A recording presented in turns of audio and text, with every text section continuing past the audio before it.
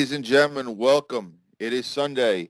It is time for your newest episode of Will You Stop podcast. I am Brandon, as always, joined by Avi. And we got another week of wrestling in the books, and we got to get through it. What's up, Bob? How we doing?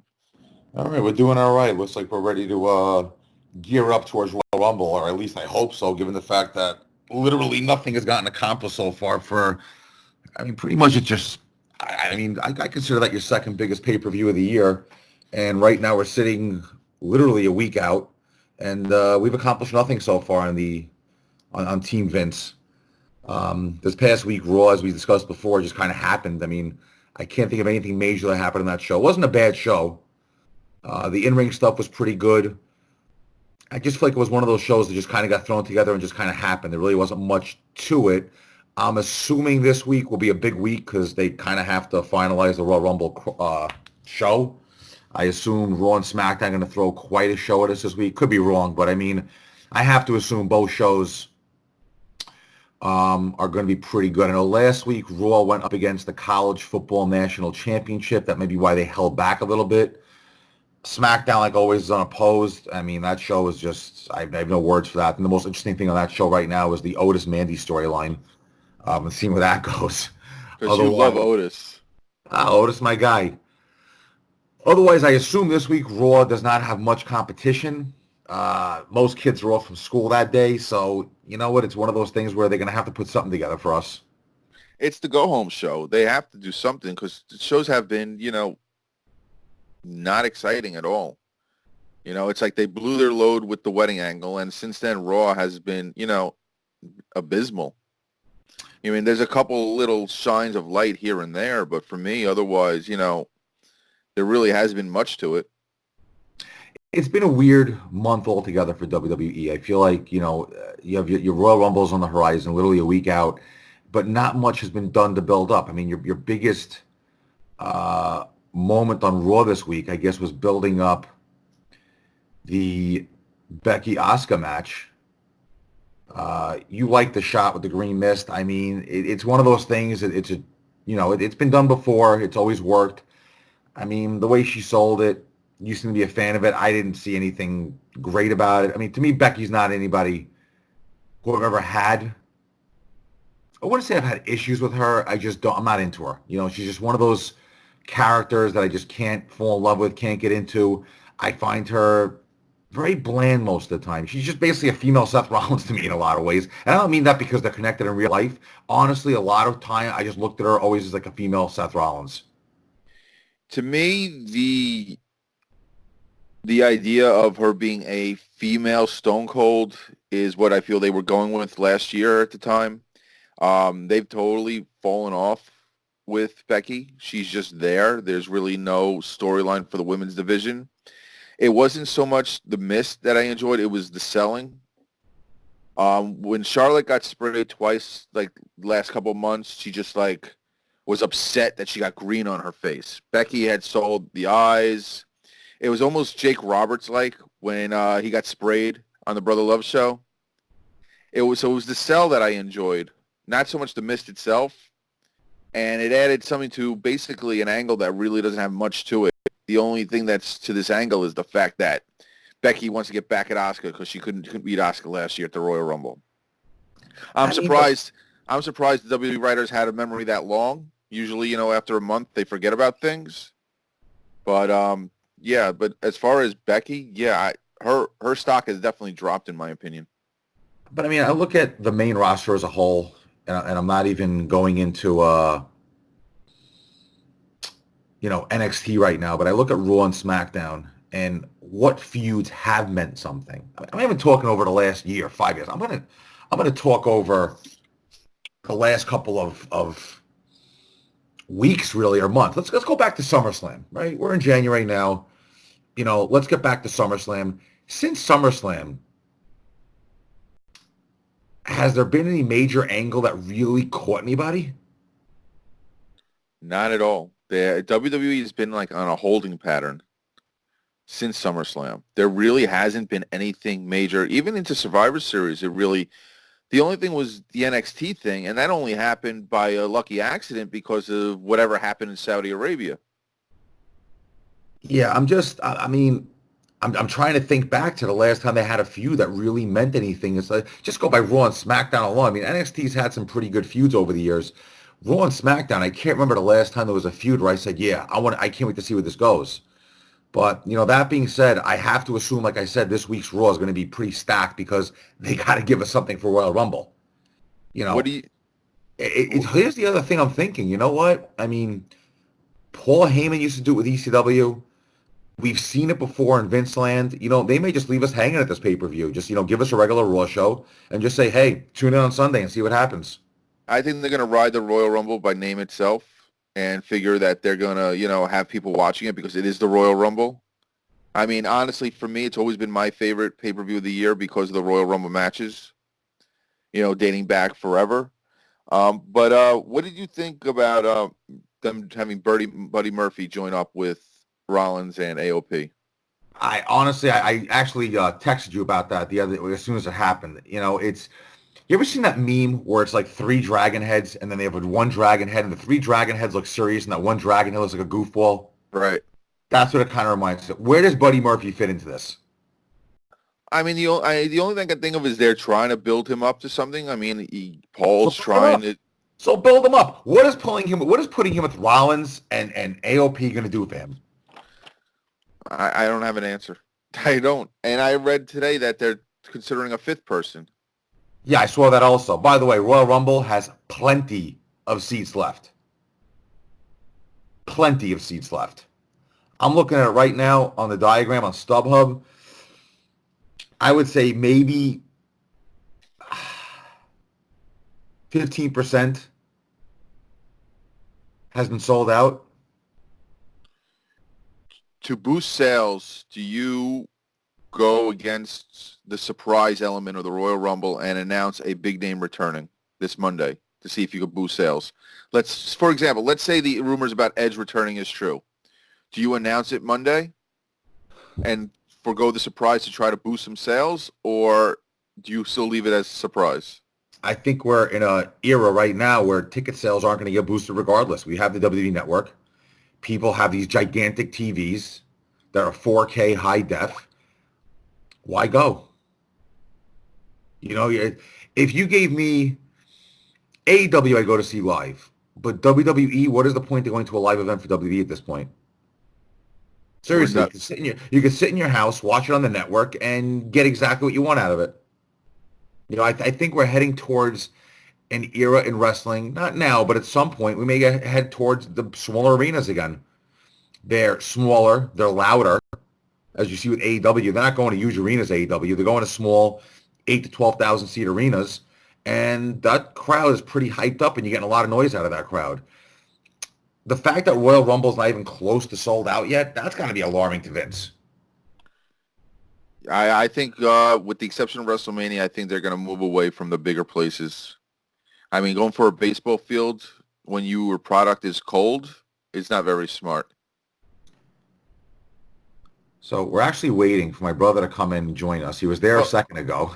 Yeah, as always, he had so much to say. He jumped into the conversation like usual, but I don't know where he went to. I don't know what he's doing. But let's go over Raw real quick. I like the opening match. I like that. Back. He's back. Are you gonna talk? Or are you just gonna sit there looking like a jackass?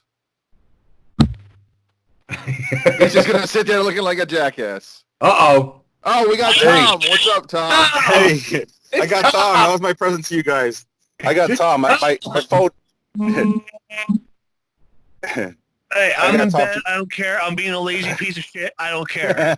I got Tom for you guys. That was my present. Unfortunately, I'm having charger problems with my charger, so I'm gonna have to go in. But I'll jump back on in a second. Yeah. You guys enjoy Tom. Let me fix this.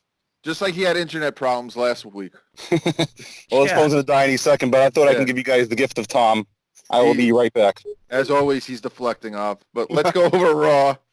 I'll stay with you guys until my phone dies. Well, just to bring Tom up to speed, we've been discussing that, Royal Rumble right now is not even close to sold out.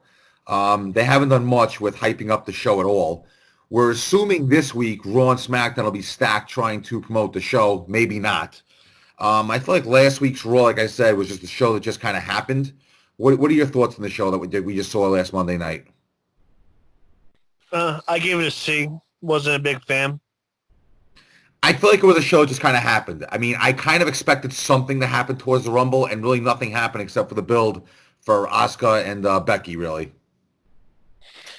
Yeah, pretty much. I mean, honestly, I think they're so focused on the whole Wednesday Night War, the whole NXT versus AEW, that they're kind of losing focus on, sticking to their bread and butter events, which is Royal Rumble. I think that's kind of taking the back burner. I will say this. I definitely feel like Raw has become the redheaded stepchild, if you will, of the WWE universe. I feel like SmackDown's getting a ton of attention because it's on Fox. I feel like NXT is getting a ton of attention because of AEW. And I feel like Raw is just, a 3-hour show has been kind of left there to dry. It's definitely been put on the back burner. It's not, to me, it doesn't seem like it's as big of a priority as it used to be.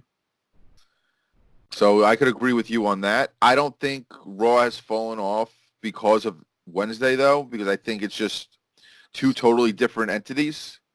So I don't think Mondays have anything. If it was a WWE Prime show on a Wednesday, I could see that. But because it's NXT and it's done by an entirely different group, Triple H, Shawn Michaels, Road Dogg, all that, I don't think Raw and its loss of luster is because of NXT. I think it's just because they don't know what they're doing as far as creating the proper storylines for Raw. Yeah, I mean, if you look at Raw's roster, just look at like the whole Buddy Murphy, Aleister Black deal. Like, how many times are we going to see this match at this point? Like, I get the turning into, will Buddy Murphy ever beat Aleister Black? And that actually was a good direction to go in. So what do? Throw him in now with Seth Rollins and AOP. So what are you doing with Aleister Black now? Is Aleister Black now going to become a face and join Kevin Owens and Samoa Joe? Is that where we're headed? Because if that's where we're headed, I'm actually fine with that. That actually makes some sense. Now, who's the fourth man that's going to join those guys now? We still have Big Show in there, too. Oh, God. that just ruined the entire thing right there. I'm just saying he's there, so... I mean, I don't understand why they had to go with some fancy name, fist fight. I thought the rules were stupid for this fist fight It was a Texas death match. That's what it is. It's a Texas death match. Okay, I have to say this. The spot KO did off the boards was awesome. When he ran off with that cannonball off the... He's growing on me. I wasn't a fan for a while.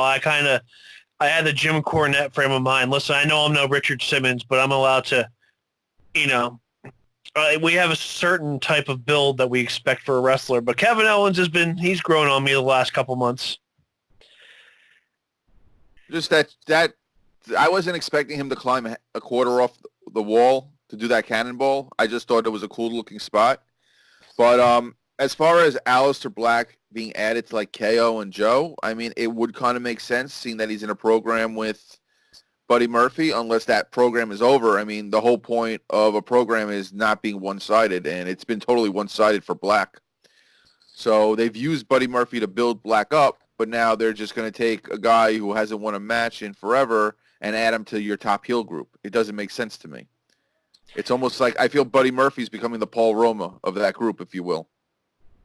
Yeah, I mean, I didn't see a reason to add Buddy Murphy there. I don't know if Buddy Murphy's going to get much out of it because, to be honest with you, and I mean, I may get some shit for saying this, I don't think a lot of people give a shit about Seth Rollins and AOP. I think it's one of those feuds where they had to do something with Seth Rollins. They had to do something with Kevin Owens. They had to do something with Samoa Joe. All those guys have no direction. AOP, they just kind of fell into this thing. But I feel like it's one of those things where, I mean, I just don't think people... I think Seth Rollins right now is at a point in his career people have stopped giving a shit about him, heel or face. It's weird, though, because he was the number one wrestler of 2019. Was he the number one ranked wrestler of 2019? Yeah, I just feel like right now he's kind of at that point where just people have stopped giving a shit, where, honestly, when was the last time Seth Rollins did something where it was like, yeah, this guy's really good? I always thought he was overrated. I thought his in-ring work was good. I didn't mind his in-ring work. I thought he moved well. I thought he carried matches pretty well. I mean, it's hard to see a bad Seth Rollins match. I just thought his promo work was weak. His Twitter shit is annoying as all hell. And his persona as a whole is just annoying. He's one of those guys that I just feel like he's misplaced in WWE. I just don't think he has the character. We discussed it last time, all about characters. I don't think he's enough of a character to be loved by a typical WWE fan. I think his in-ring work was great. I think he's the kind of guy that would actually benefit being in New Japan. Yeah, you're not wrong. And going back to the point I made last week about Orange Cassidy protecting his character and all that stuff, I don't think Seth Rollins can give two fucks about protecting his character on social media. I think that's what kills him. He's just got to learn. He needs someone to just work his social media for him because he's got like that. Remember a few years ago, Hogan would be saying these outrageous things on Twitter, and people would be like, Hulk, what are you doing? I feel like that's that with Seth, and I feel like he'll just use I'm just trying to work the fans. Kind of like how Graves does. Corey Graves will say something on social media like he did with the Morrow stuff, and he went on to say that it was just him, he was just playing the character and trying to work the fans and work people up. But it doesn't work. It just makes you look like a dick. So, I mean, the only other thing out of Raw for me was, the Ascent looks like they're finally pushing Drew McIntyre in the spot he should be going. I'm happy about that. Yeah, I wanted to hit on that. I like where they're going with Drew. And as a matter of fact, I mean, what is the issue with Drew? Why not just push this guy to the moon and give him the title? I don't think there's any wrestling fan right now that would have an issue with a face or heel Drew McIntyre as champion. I'll put that out there right now. I don't see anybody having an issue with that. To me, he's the only guy who can stand face-to-face with Brock Lesnar at WrestleMania. The only one who's big enough, the only one who's believable enough to have a shot against Brock. And I'm okay with them that's not hot-shotting the belt on him. Build him up these next few months. But at his crowning moment should be at Mania. He's being built as a face now. He got a big win in that triple threat match. To me, he's the one who should be taking that title off Brock, and that's going to make Drew McIntyre into a megastar. And that could at the very least give WWE a reset for let's face it, their fiscal year is basically after WrestleMania. That's when their new fiscal year begins, if you will. Give them some goddamn direction. Have him walk out of Mania as a title and give them direction to kind of start a clean slate, build off of him, and kind of hopefully go somewhere because, I had high hopes for Paul Heyman running Raw, and I'm telling you, I'm not really digging it. Right now, it's like it's the blind leading the blind right now. Well, you got to remember, even though he's running it, Avi, who ends up making the finals? Who's the booker? Vince, we get it. We get it, Vince. But I'll tell you what, though, with Drew McIntyre, I would not mind putting the belt on him and giving him an old school 80s type, face run with the belt. Let him hold it for a year or two. Let him crush a bunch of monster guys. And just get some good stability behind that belt where a guy is on Raw every single week defending the actual title, or at least every other week. I mean, when was the last time that belt was actually defended on Raw? Years. I will say this. People hate on Vince Russo and stuff. One of the things I miss about Raw is the fact that back in the Attitude Era, you knew there was a legitimate shot. A new champion could be crowned on Raw. And that's one of the things that really hooked me in. I hope they bring that back because I'd love to see more titles change hands on Raw.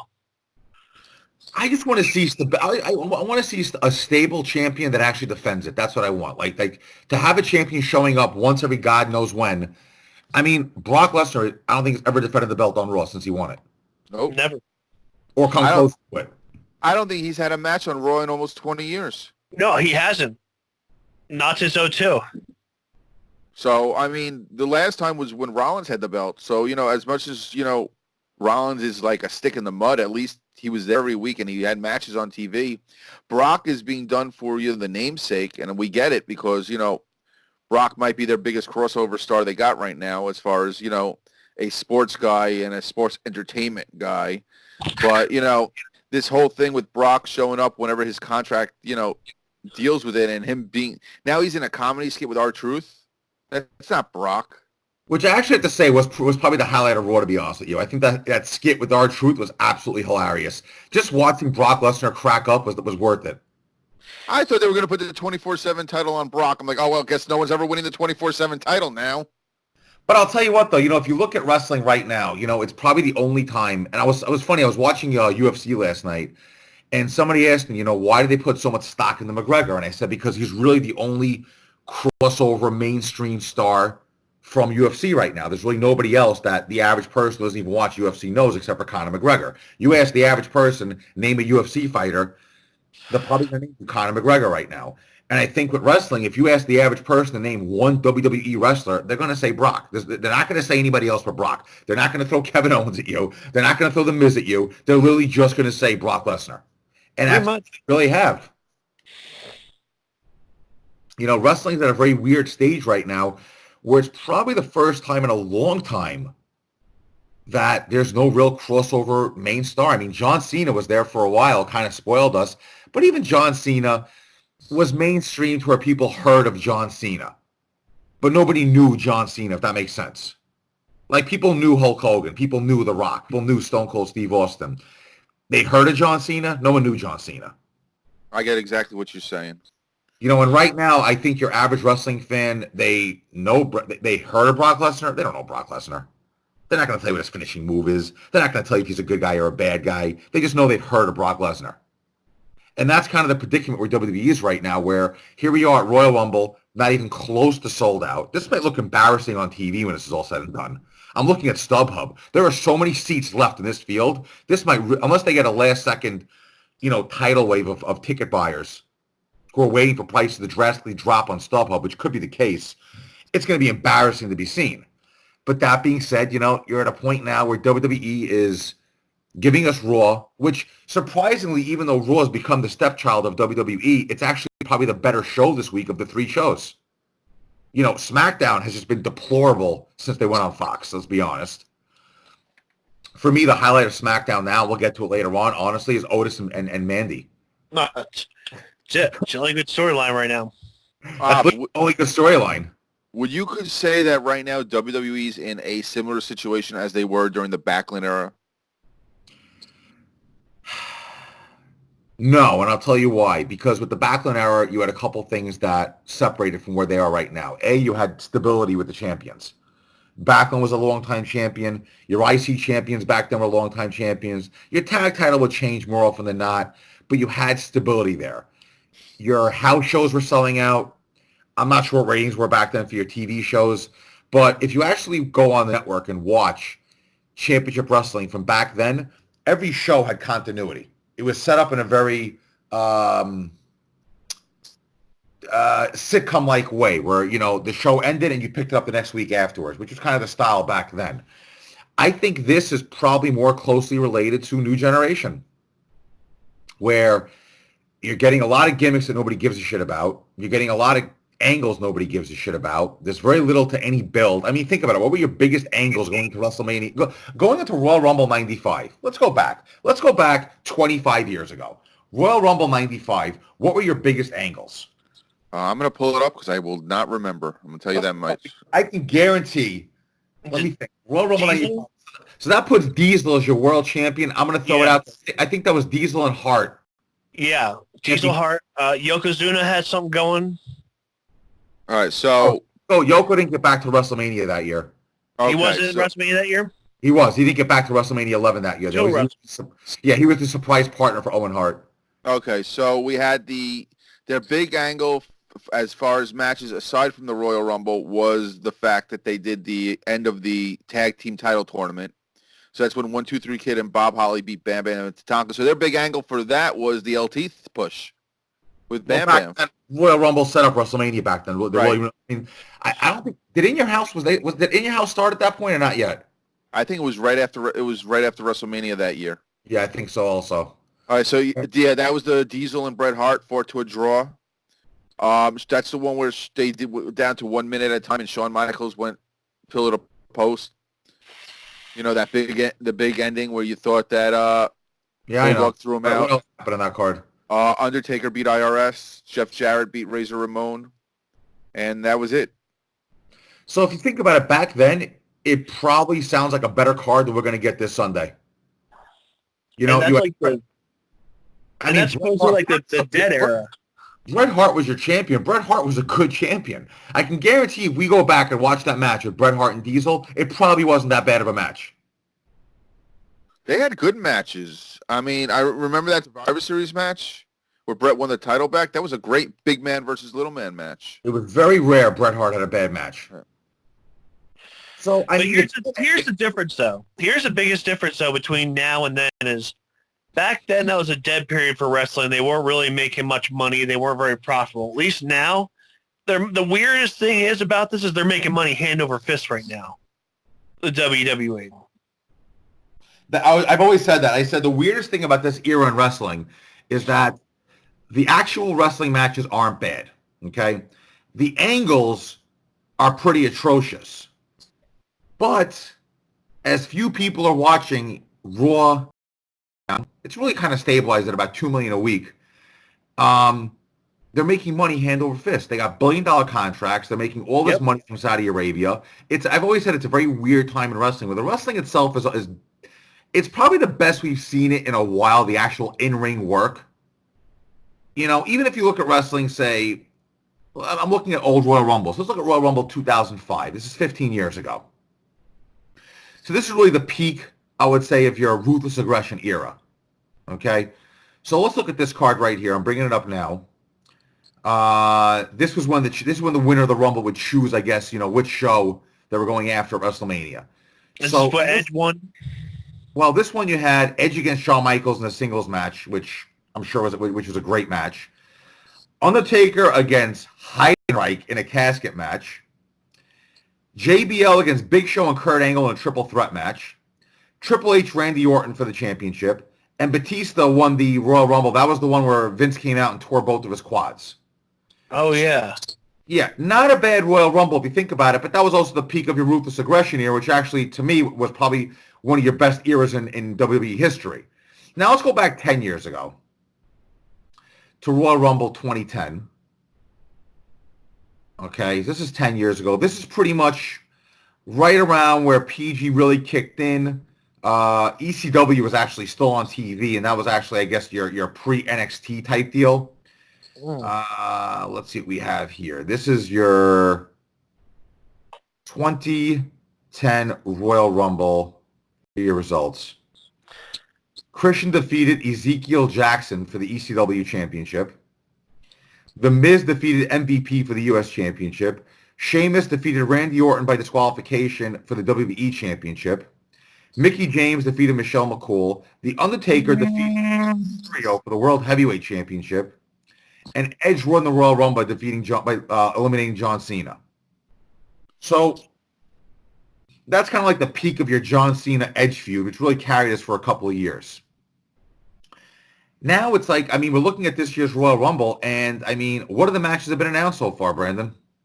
We got Bayley versus Lacey Evans for the women's title. SmackDown women's title. Shoot me. Lacey Evans' character, we'll get to that when we talk about SmackDown. Shoot me. But again, why are you giving us a match you just had on TV this week? With a really bad ending, by the way. What is she, the Big Show now? She's punching people in the face and knocking them out? Yeah. For why this is on a pay-per-view, I don't know. Shorty G against Sheamus. Sheamus looks good since he got back. Yeah, but why? This is a SmackDown match. Why? He hasn't aged a bit in 10 years either. Isn't that crazy? You see a side-by-side pic of him 10 years ago, looks exactly the same. You know what? It's funny because Sheamus is one of those guys that really I never gravitated towards. But honestly, he's just never done it for me. Like I've never hated the guy, but I just never liked the guy. All right, now we have Roman Reigns against King Corbin in a Falls Count Anywhere match. Oh God! And that was so sick of Roman. Hold on. Didn't Roman and Corbin just have a Falls Count Anywhere match? Was it I think they had a match at TLC. I don't know if it was Falls Count Anywhere. Wasn't that a street fight? Might have been a street fight. It might have been something like that.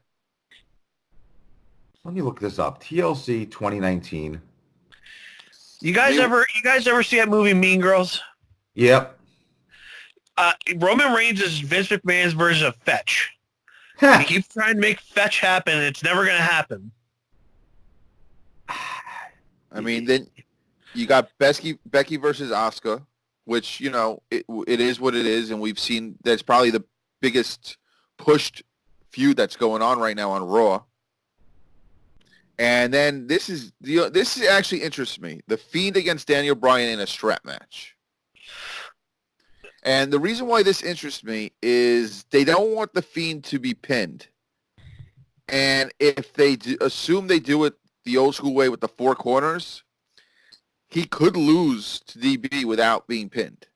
You know what? I wanted to wait for SmackDown, but I got to jump into it now because honestly, SmackDown annoyed the shit out of me. First of all, with what happened at the end of SmackDown with Bray getting sneak attacked by DB and being chased under the ring, I got an issue with that. The Fiend is supposed to be this indestructible force that literally took 100 chair shots and Roman Reigns kept kicking out until the point where the referee stopped the match. And little midget Daniel Bryan drags him under the ring. I mean, what the hell is that crap? He's backing away from Daniel Bryan? Yeah, it totally kills the whole point of the Jason Voorhees, Michael Myers type character that they've been trying to have the Fiend be. It'd be like back in the day if The Undertaker would run away from someone. I'm looking it up now, TLC 2019. And so it was basically a TLC match with Corbin and Reigns. So we're going to another special stipulation match with those two, which is going to suck just like the other one did. At TLC 2019, it just came to my attention that Aleister Black defeated Buddy Murphy. Right, that was the first match. Then they had a rematch 2 weeks later on Raw, and then the third match was this past week. So, yeah. So we had a feud where one guy won all three matches. Exactly. That there was, like I said last week, there wasn't even a situation where they made it into, it would be, the third match would be that rubber match situation. I could see that. If Buddy Murphy got one and Aleister Black got the other, then you have the third match to, as that rubber match. That makes more sense. But if you have a guy who was beat one guy 3 times in a row, there's nothing to it. There's no meat on the bone. Right, but you know what's amazing to me is that, I was thinking about it, where Buddy Murphy and Aleister Black could have been reminiscent of the Booker T, Chris Benoit feud from WCW, and they had the Best of 7 series and all that other good stuff. Like, they really could have turned this into a feud that really could have elevated both guys. If you remember in WCW, Booker T and Benoit were having great matches. When they had their Best of 7, that really elevated them, if you remember, to that stratosphere where now they really became legitimate single stars. They could have done the same thing here with Buddy Murphy and Aleister Black and chose not to. Where literally, they took Aleister Black, they put him over 3 times and did nothing to help his character, because nobody gives a shit still. You took Buddy Murphy, he lost 3 times, did nothing for his character. Then you took Buddy, and you threw him in with Seth Rollins and AOP for no reason. So what did you accomplish in all that?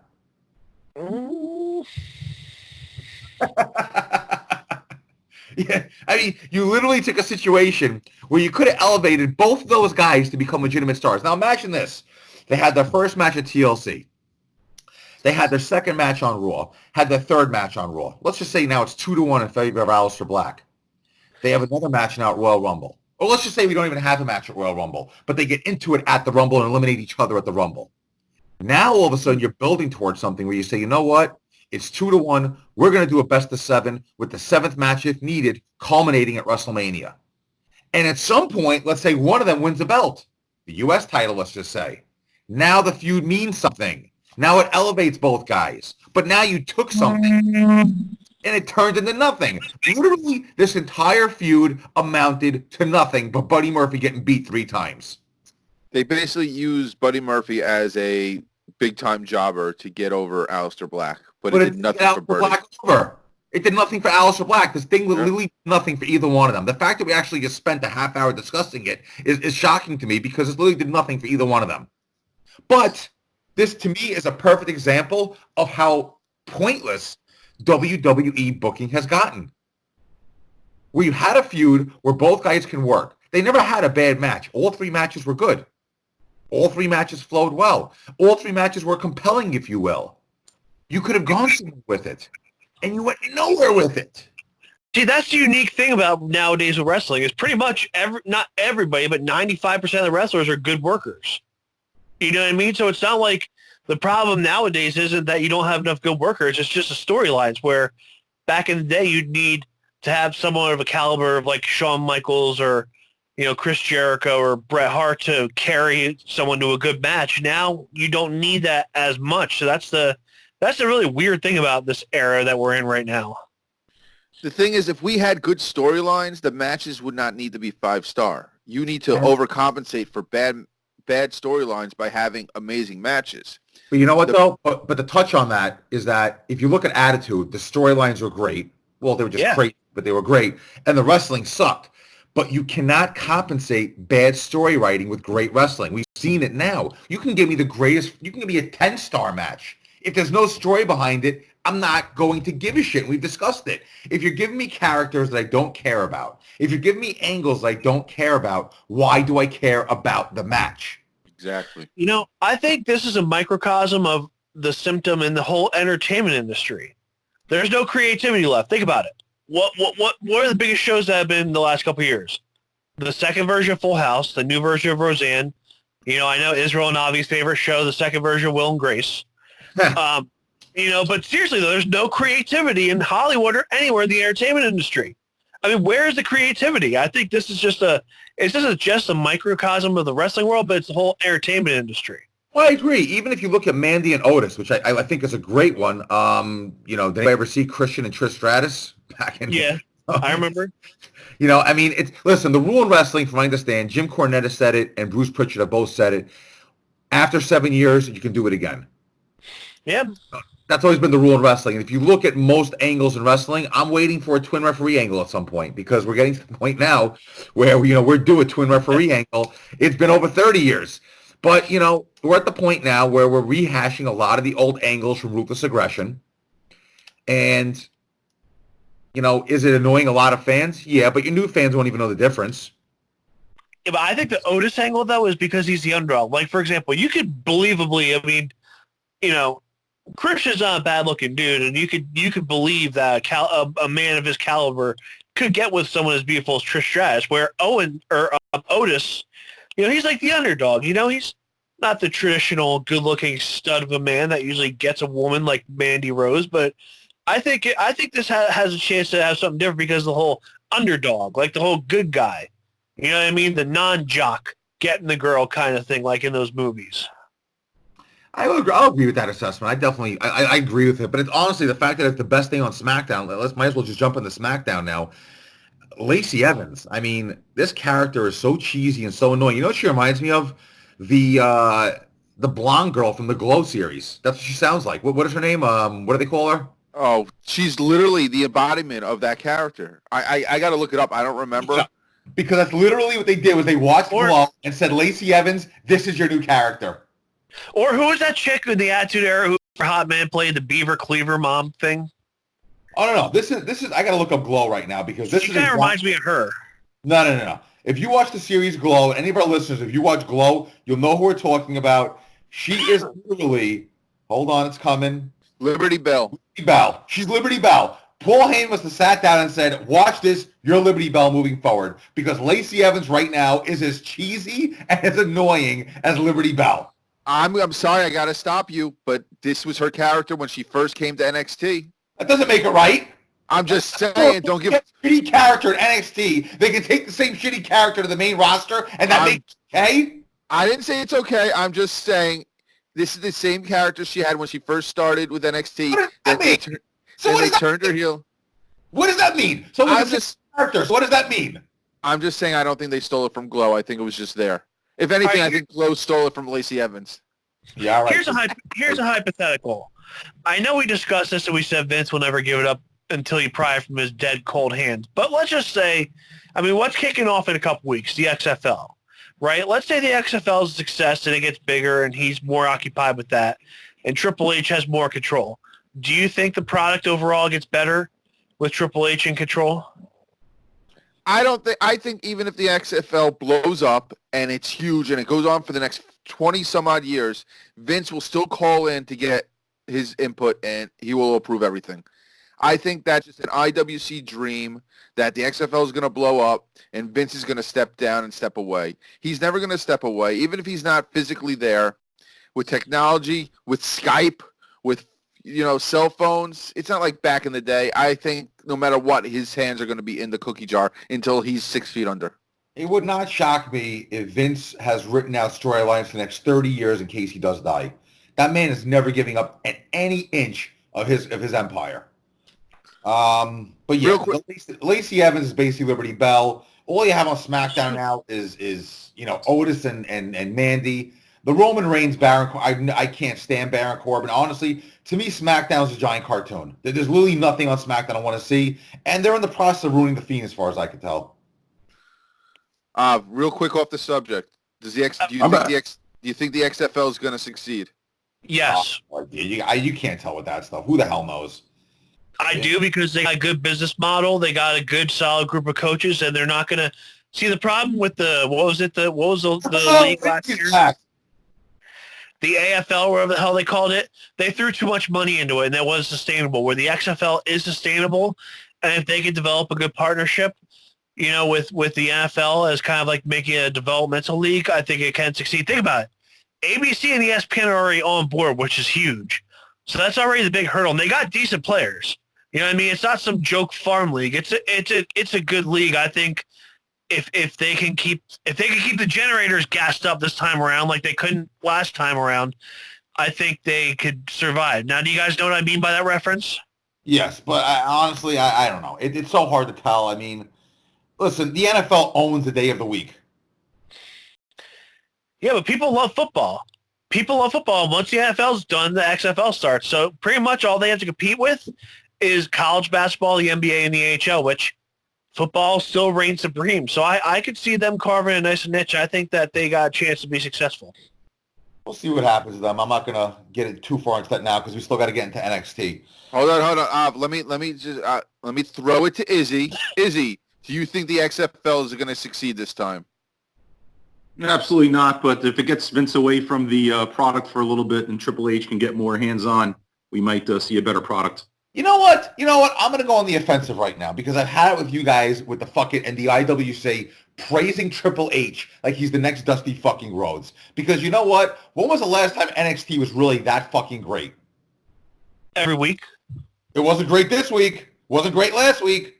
Bro, it's been phenomenal. You can't tell me the work that Triple H has done on NXT hasn't been phenomenal. No. I'm talking this week and last week, NXT was fucking terrible. The NXT has been bad since the new year. Their last two shows have been nothing. They haven't given you the caliber cards that they were giving all in the last 3 months.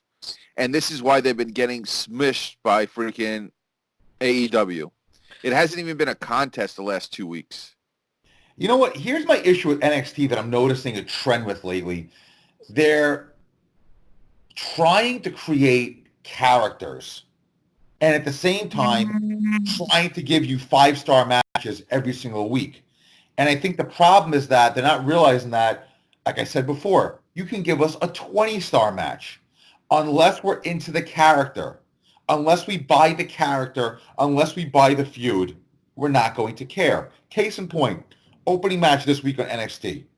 You had the Bruiserweight and Matt Riddle against who the other two guys, Brandon? Refresh my memory. Andrews and Weber, the smaller guys from NXT UK. It was a good match. It was a very good tag team match, actually. A lot of good false finishes, a lot of good spots, and a very nice finish. But nobody cared about the match. It was a good match. It was fun to watch. But there was nothing there that made me sit up and go, wow, this is so much fun to watch. When you don't care about the characters, you're not going to care about the work they're putting in. And that's the problem with NXT right now. We're putting in those great matches, but we're not putting anything into the characters. Okay? Look at Matt Riddle. I like Matt Riddle a lot. I love Matt Riddle. Matt Riddle's probably my favorite guy overall in the WWE universe right now. I think he's a great worker. I think he's great on the mic. I enjoy him. Shout out ESU, East Stroudsburg, Pennsylvania. As I said, I like his character. What is his character, though? He's a bro. What's a bro? It's like a frat guy jock kind of thing. How long is that going to sell for? In 10 years from now, he's still going to be able to pull that character off? Characters have to evolve. If you look at John Cena, he evolved from the Marky Mark wannabe to what the hell he became. So characters do have, if you look at the great characters of all time, whether it was your Hulk Hogan's, your Randy Savage's, your Ric Flair's, they all evolved with the time. How is a character like Matt Riddle going to evolve when he's 35 years old still saying bro? He's 32 right now, so that's only a couple years from now. Right, but you understand what I'm saying? Like, eventually that character, that's the issue where NXT is running into with their characters. I think they're looking at, okay, what are we doing right now as opposed to saying, how are we building on this character? Randy Orton, I'm not a Randy Orton fan by any means, but I have to respect the fact that his character has definitely evolved over the last 15 years. You know? So if somebody is a Randy Orton fan, I get that because his character has evolved. I don't like him, but like I said, the character's evolved. If you look at Cesaro, the man should have been a main event in WrestleMania the last 5 years, but nobody ever got his character. It never evolved. What are you going to do with that? You can't be a Swiss strongman and expect to sell T-shirts and be on Channel 7 on The View. It's just not going to happen. That's both of your favorite shows, I know, right? You and Israel both watch The View every day. You know, but you got to look at it where you have to get characters that have the capability to evolve. A perfect example, Velveteen Dream, one of Brandon's favorites. Okay? Where is this character going to go? Where is he? He hasn't even been on TV. Right, but where's he been? Is he injured? He's injured. He's hurt. Where is that character going to go? He's going to be a combination of Prince and Goldust for what, the next 20 years? Even Goldust had to evolve. I think eventually in time these characters will evolve. It's just a matter of where they are when they do evolve, whether they decide to, cut bait from WWE, which you're seeing a lot of guys do, and take your chance on the indies and take your chance and hopefully get into AEW. See, now you're going off kilter because I'm talking in the WWE. Once they leave WWE, it's a different character altogether. Who gives a shit? Okay, I'll go back then. Whether it's where they are in NXT, building where they're going to be for a few years, or they end up on the main roster, which most of the time, most of these guys end up on the main roster. And then you're in Vince's hands, and then God knows what kind of character you're going to have. Right, but the whole point is they're creating characters in NXT that I don't think have a shot to evolve, is what I'm trying to explain. Where I get what you're saying because characters were, right? Except for the ridiculous ones of the 70s and 80s, like the Missing Link and the Great Kabuki, what have you. The way characters were always built is that pretty much here you are. What do you have? What are you into? Let's build off of that. I don't see a character like Velveteen Dream being able to evolve into anything other than a Prince Goldust combination wannabe. And that's where I think NXT is going to run into problems. Matt Riddle, I love the guy. I don't see where that can evolve. In a lot of ways, and a lot of people are saying this, can he be the next RVD? Yes and no. RVD, if you look, the character did evolve. So Matt Riddle has room to evolve. Where you go with Velveteen Dream is beyond me. I feel like Velveteen Dream is married to that gimmick. Matt Riddle has a regular name. He can go anywhere with his gimmick. You understand what I'm saying now? Even if you look at, for instance, Ciampa, Gargano, you can evolve those guys very easily. There's not much of a gimmick there, which is starting to become a problem for the both of them because now they're kind of getting stuck in that limbo of, okay, you had your great matches. What else you got for us? Because now what do you do with Gargano's character? What do you do with Ciampa's character? And now you do what they have no choice in doing. You put them back together, which is what's happening next weekend. Right. And I think that's because you had a blood feud for a year and a half. Now they're back together like nothing happened. What about Pete Dunne? Why won't they bring him up to the main roster? I've always been a huge fan of his. Why do people have to go to the main roster though? That's what I feel is an issue. And obviously I've discussed this probably for years. Why do they have to go to the main roster? Because I think he could be a mainstream. I think he could be a mainstream superstar, and I just want to see what he could do on the main roster in front of, packed arenas and the top guy. I know there's top talent on the NXT roster now, but I'd like to see him on the main roster and see what happens. He'll get buried. Vince will see he's too small, and he'll be chasing R-Truth around the arenas. The thing with a guy like Pete Dunne, and I like his in-ring work, but that's another guy as like, what do you do with his character? I think that's the whole wall we've kind of ran into in wrestling. I look at a lot of guys, and I watch them, and it becomes, what are you going to do with that character? If you look at it, why did you get involved? Why did you fall in love with this business? Because of the characters. Who was the first person anybody over the age of 35 fell in love with? Hulk Hogan. Say your prayers, eat your vitamins. It was still a character. It was this big giant guy telling you how to be a great person, but it was a character, and that's what we fell in love with. You look at the characters in NXT, these aren't guys that anybody's going to fall in love with anytime soon. That's where NXT is kind of missing the mark. You're giving us great matches. You know, I think case in point, another, you look at the women's War Games match, right? And I think NXT has done more for women's wrestling than any federation out there. And you look at that NXT War Games match, and you had, what's her name? Gargano's wife running around. And I actually like her. And I think she has a lot of potential. But again, what's her character? What is she giving me that I want to watch? You can't just base a character on great matches. It's never going to work. They've tried it. Before he went and, killed himself and his family, they tried it with Chris Benoit. And he drew horribly as a champion. Yes, he did. Now, I want to touch also, now we're talking about women's wrestling and NXT. I know this is off topic a little bit. How about Tessa Blanchard taking the strap in Impact? How you guys feel about that and her? Oh, I got a lot of issues with that. And I don't know if you guys saw what Booker T said about that. Yeah, Booker T was spot on. He was spot on and then some. Booker T was 1,000% correct because, A, you're making every man of that roster look weak. And this is not about being sexist or anything like that. Okay? No, it's the truth. It's the freaking truth. You got these big jack guys they're just like big diesel jacked ass guys. And how are they supposed to realistically lose to a woman? Well, listen, I'll tell you right now. I'm doing Brazilian Jiu-Jitsu now for almost 16 years, okay? I'm a black belt in Brazilian Jiu-Jitsu. I've gone against guys of all shapes and sizes. I've also gone against girls. I don't give a shit if you throw a 7-time women's champion at me who weighs 130 pounds. She's not beating me. Unless she sneaks in something where I'm asleep at the wheel, she's not beating me. So now you have Tessa Blanchard beating men. Now, here's the whole point where the issue with this is, okay? And Booker T brought it up, and I agree with him 1,000%. A man beats her, it's going to look bad. If a woman beats her, it's going to look even worse. So now nobody can beat her. So supposedly she's a real cunt too.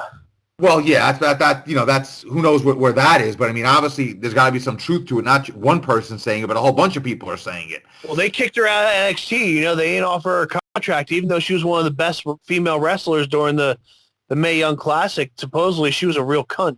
They said no, thank you. Well, yeah, listen, I could see that, it is what it is. But that being said, Impact, which has, listen, they were given chance at the chance at the chance at the chance. I think this is going to make them fall flat in their face. This was a big mistake. It was a stupid feud. It never should have happened. You literally accomplished nothing in this feud, but A, making every man of that roster look weak. B, destroying every woman on that roster now because Tessa Blanchard is the new Goldberg, basically, if you think about it. If a woman beats her, it makes every man look bad, and it destroys Tessa Blanchard's credibility. Well, hey, she can always have some vignettes on Twitch. That can help them out. Oh, wait, they got kicked off Twitch. Yeah, because of RVD and his thruple. They got kicked off. What a freaking week. I mean, first off, I have never seen a company, like Avi said, I have never seen a company screw up so much as Impact, TNA, whatever the hell they are, and continue to be alive. I mean, how in the hell is Impact Wrestling still a thing? After all the times they fucked up, how are they still a thing? Impact Wrestling, in my estimation, has imploded on themselves time and time again. They're like cockroaches from a nuclear fallout. They just won't go away. And it's funny, as I watch them still, they still have some decent. I think Killer Cross, though, the rumor is he's going to WWE now, which goodbye to his career.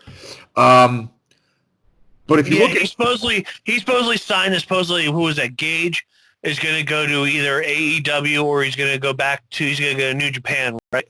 Even though his wife's denying that he signed with AEW.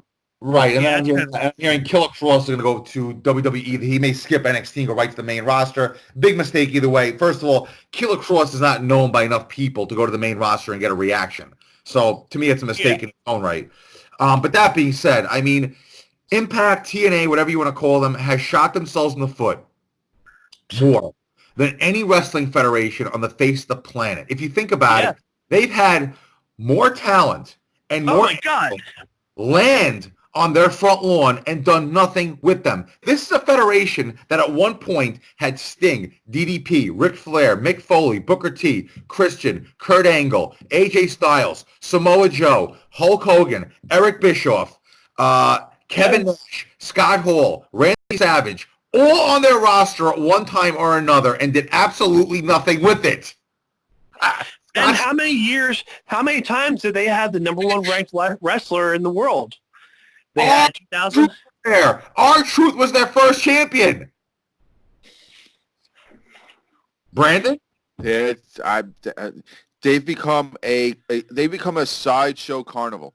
That's how I look at them now. And I'm not talking, carny as in like the old school wrestling. I'm talking they've just become a freak show carnival.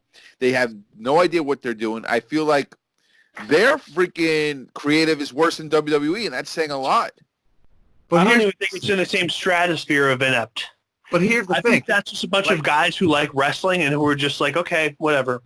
But here's the thing. This is where it drives me nuts about Impact. You've had pretty much I want to say every, but I want to say, rough guesstimate, 80% of today's stars fall on their lap, literally at their front doorstep, and they did nothing with it.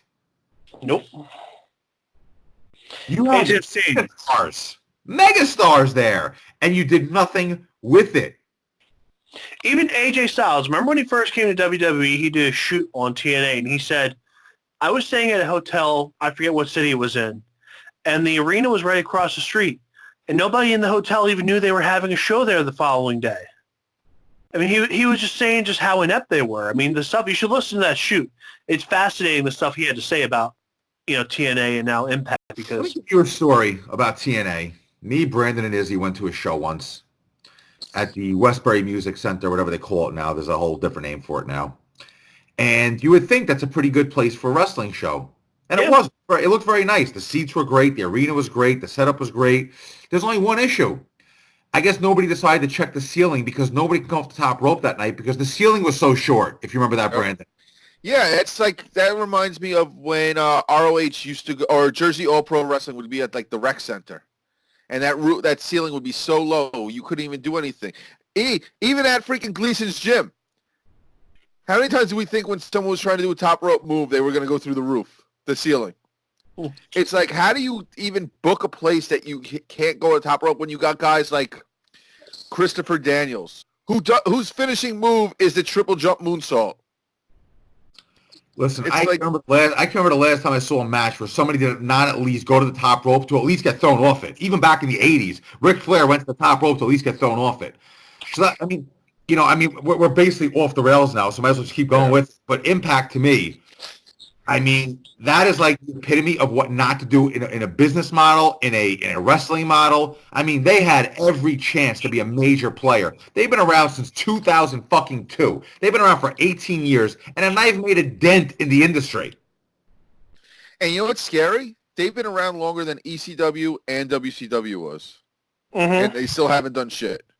And they were given every single opportunity to do well with this. If you think about it logically, you're talking about a company that had how many stars, how many Hall of Famers, how many former world champions, how many former tag team champions, how many former they fucking had Hulk Hogan and Ric Flair there together. Granted, they're old as dust, but they had them both there together and could do nothing with them. Yeah, I will say this. That was after Ric Flair had that dramatic retirement match.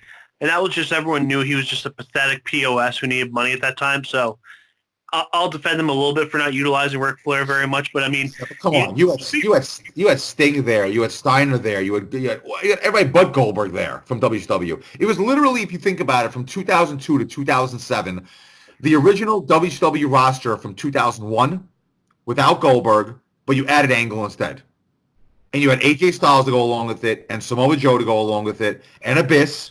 And the Dudley Boys. And you know what? Angle had some of the best matches of his career at that point, too.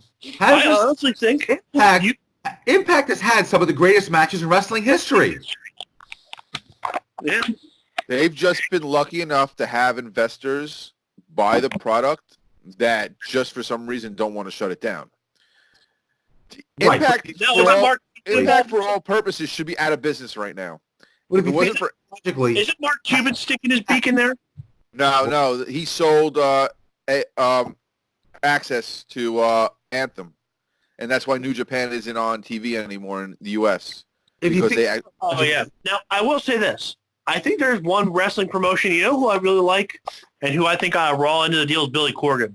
I'd like to see him succeed with NWA. I'm a fan of what NWA is doing right now. it's not bad. I mean, listen, it's got a nostalgic approach to it, so it's fun to watch. But I mean, they're not really putting a dent in the industry right now. There's nobody there that, once again, back to characters. There's really no character there that I'm saying to myself, yeah, let me go watch tonight to see what they do. But back to Impact. This is a company that literally, for all intents and purposes, has had probably, I want to say, at least 10 of the greatest matches of the last 25 years, give or take. Some of the greatest spots in the history of wrestling. Elix Skipper off the top of the cage. I mean, and they've done nothing with it. They've had TV contracts. They've had steady TV shows. They just cannot get it together for whatever reason. And now this, to me, is the cherry on top. They decided to take this woman, put her as champion, and it's nothing against women, but what did you accomplish with that? Perception. You literally have made your entire male roster look like dog shit. Perception is reality.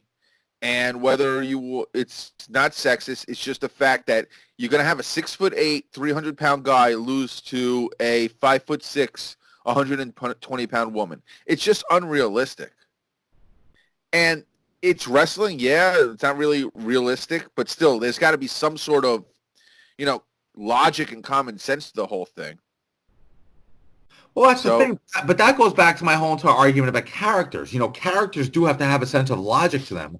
And when your characters have no logic, they can't evolve. And that's part of the issue I think NXT is really going to start running into in the next couple of years, is they are either creating characters that can't evolve, or they're creating characters where there really is no character.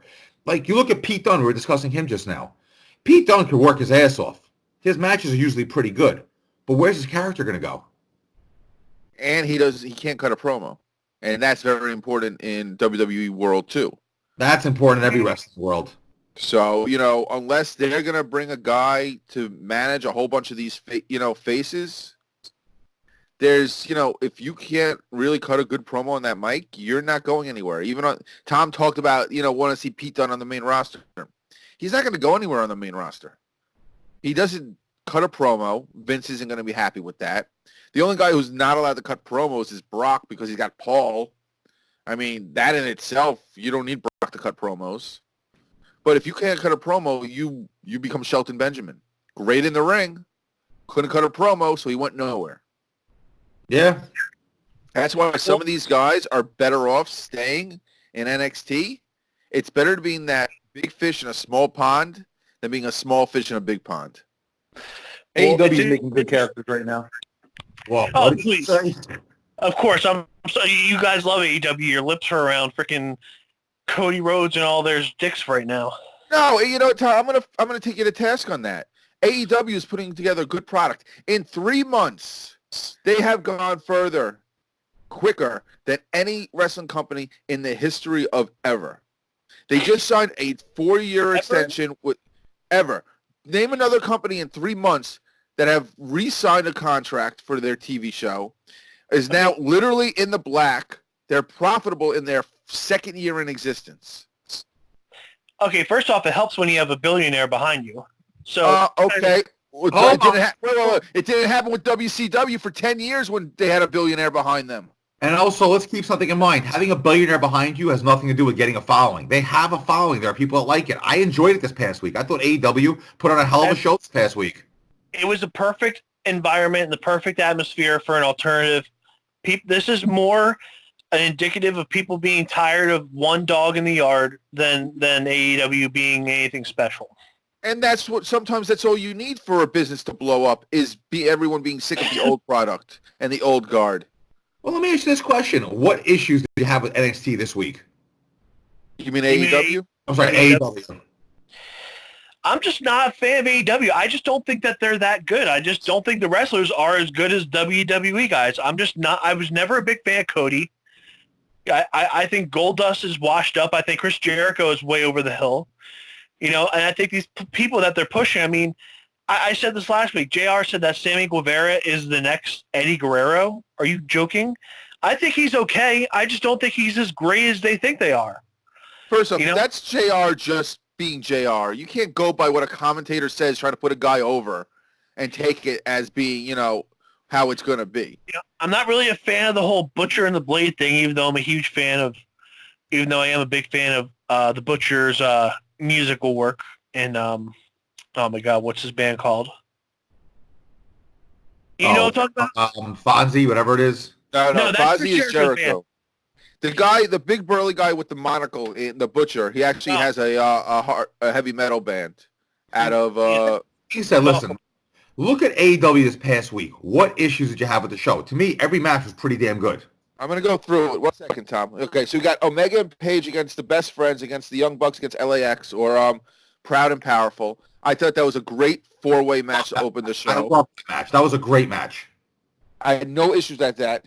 To me, the weakest match was the Chris Stanlander and Sheeta against Brandy and Mel match. Brandy should not be in the ring. Oh, I agree 100%. I'm Okay. not. The Moxley against Sammy, that was a great That was match. a good match. I liked it. And they had a great angle at the end to make freaking, with the eye thing, the spike, which was great that Jericho's wearing that, and he used the spike. That's old school freaking shit. That's freaking Dusty stuff, right, Of? Yeah, listen, they've used it before in wrestling and after Yeah. Dusty. It's not like Dusty stuff. I mean, it's You just know- they used it. You had the MJF, the Butcher and the Blade against QT Marshall, Dustin Rhodes, and DDP. You saying that Dustin Rhodes is washed up? Dustin has not been as this good in forever, in my opinion. I think he's at the best he's ever been. Look, I am a notorious hater. Israel will tell you that. I was just never I never really saw what the big deal about Dusty Rhodes was. I never really saw, I never liked Cody in WWE. And I don't have a vendetta against the Rhodes family. I like Gold Dust. I like the character of Gold Dust during the Attitude Era, and that's it. It sounds like you're an Anderson to the point that that's how much you have a vendetta against the Rhodes. That's what it sounds like to me. And then your main event was Pac against Darby Allin. That was a good match. Allin, and Darby Allin's going to be their big star. He's going to be built up to be something big. He's got too much of that skater guy. I'm not a fan. But that's his character. That's his character. He's a skater. You know what, though? I'm Let not me a say fan. something. Let me just say something. Darby Allin, that character can evolve. Yeah, they can. I agree. But I'm not a fan of the whole straight edge thing. I never was. I'm a hater, I know. I don't think he's ever claimed to be straight edge. Yeah, he's straight edge with his wife. Honestly, I never heard that. AEW, to me, was a good show this week. They're putting on a good product. I enjoy watching them. Listen, DDP is 63 years old jumping off the top rope. Yeah. What are they doing having washed up guys like DDP there? He's not washed up. I liked it, actually. I thought DDP was a nice little nostalgic addition. He was washed up when he came into freaking WWE back in 2001. Almost 20 years ago. Look, stick to your DDP yoga.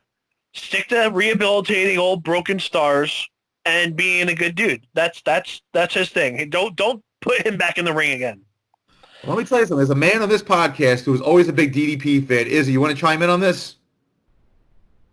I think, he's over. I mean, you can't deny it. The crowd's into it when he's out there. So, I mean, why not use him? And then they got the Jericho Cruise this week. Are they going to be having the episode from the Jericho Cruise? Yeah, it's going to be taped. So I'm curious, how that's going to, if that's going to fluctuate with, the ratings on that being a tape show. Tape shows are usually lower. But I honestly think it's going to be a higher show just because it's totally different. It's a totally different place. Look, I think they're setting themselves up for a big fall coming up because they got way too many cooks in the kitchen. They're giving Jericho too much power. Tony Khan's taking booking power back. You got Cody and Brandy that are trying to take as much power as they can. I'm telling you, this isn't going to end well for a lot of people. You're wrong. First off, Tony Khan is the one who's making the final decisions. He's being the Vince McMahon. Yeah. He's listening to everyone else, but he's still making the final decisions. Right, He's but the I'm one. just saying. He's They got too been the many main man EVPs behind. and all the stuff. I'm not. Look, I'm a hater. I'm a mark. I'll admit it. I just don't like AEW. Well, I think you're one of those you guys who hate on AEW without even watching it. It's like I how don't see Izzy it. he hates on NXT and he doesn't even watch NXT. Listen, I hate AEW for the simple fact that Kenny Omega made a big mistake by not going to WWE and trying to give it a chance to main event WrestleMania. I think if he never goes to WWE, he's going to be like Sting. He's going to look back on his career and he's going to regret it. Not if he's got in AEW for the next 20 years making millions of dollars with AEW and they freaking become a legitimate number 2, which they are. They are a legitimate number 2 right now in 3 months. But what else is there? That's not to say much, though. What?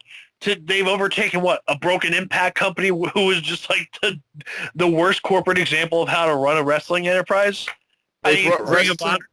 But let's be honest, there has not been a legitimate number 2 since WCW went under. I mean, Impact was... TNA, Impact... Hold on. Impact was number 2 by default. There was nobody else. ROH has been around for a little bit, but ROH is about to die.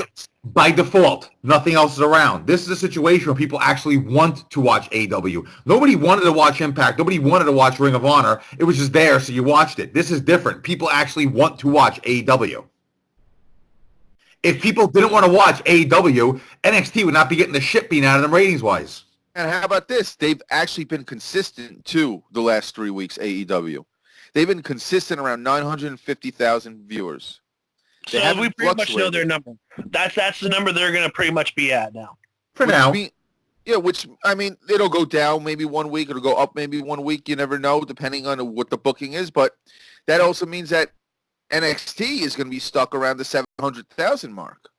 Yeah, but the threshold for their success was 500,000 because USA and TNT have kind of fallen on the back burner and become jerk-off networks with the 1 million-plus cable channels we have these days.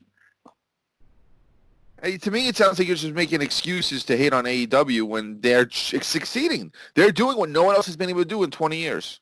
I am hating. I'm a hater. I'm a huge hater. I'm not going to lie to you. I hate Why do AEW. you hate them? Because I think Cody Rhodes is a cornball.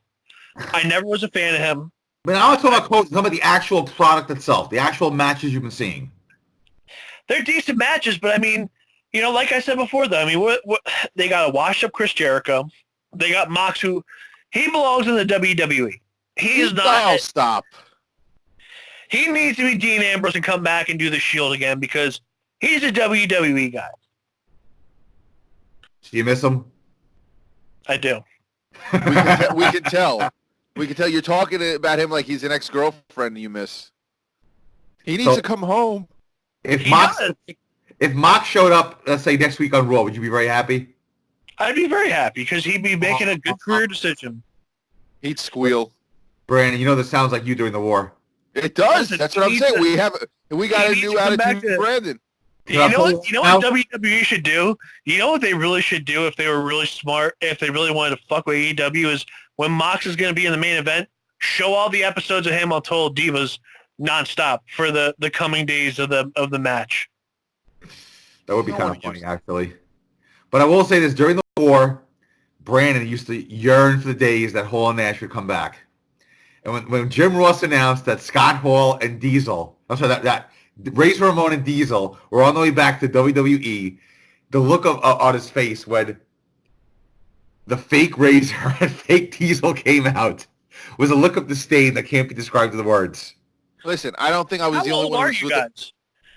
I don't think I'm the only one who had a look of disdain when freaking Ray Bolger and Glenn Jacobs came out. Oh, you were pissed. You were downright pissed. That was one of the worst angles, seriously. What did Brandon say, trying to redeem himself? Whoa, we're just going to show that anybody can play a character, that it doesn't matter who it is. Anybody could be Diesel. Anybody could be Razor Ramon. That's almost what Tom is saying, though. Well, I don't care. That's what you said. See? Look, here's what I think is really missing. You know what the key ingredient that's missing in wrestling today? Sex. Sex sells. I don't think you're going to see it anytime soon for either federation. I mean, they tried it with TNA or Impact, and they got thrown off TV for that, basically. Remember when Edge won the championship, 15 years ago, and he had sex with Lita to celebrate, and her nipple fell out on live TV? The highest rated segment of Raw for the last 20 years or something like that. I think it's the second. Maybe Otis can have sex with Mandy Rose in a couple weeks if Heavy Machinery wins the tag team championship. That would be great. Speaking of Mandy, did any of you notice her freaking cheeks were sticking out of those shorts? When she come off that top rope. My God, I think she's the hottest diva right now. All right. Let me ask you, where do you think this Otis Mandy thing going to go? Do you think it's going to go that she turns on Otis?